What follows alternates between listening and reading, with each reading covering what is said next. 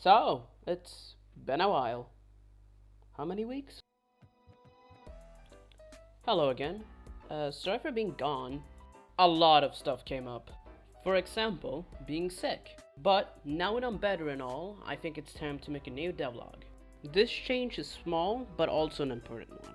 First of all, I added invisible trigger fields. For now, I only have one that triggers a text box to appear on the screen, but I'll add more later, of course. I also added a couple of parameters so that it would be easier to customize the text boxes. For example, the text ID, the X and Y offset, the attached to camera, and a sound parameter. The concept is really simple actually. I've given all of my different kinds of texts a separate ID, and the text ID determines which text is supposed to be shown. The X and Y offsets are also pretty self-explanatory.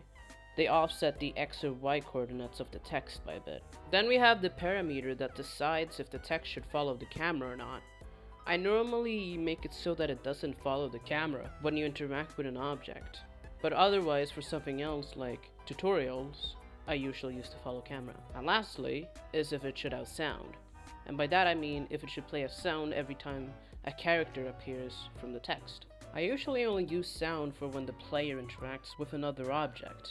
And with all that explained, I'm gonna show you some scenarios when I use these parameters.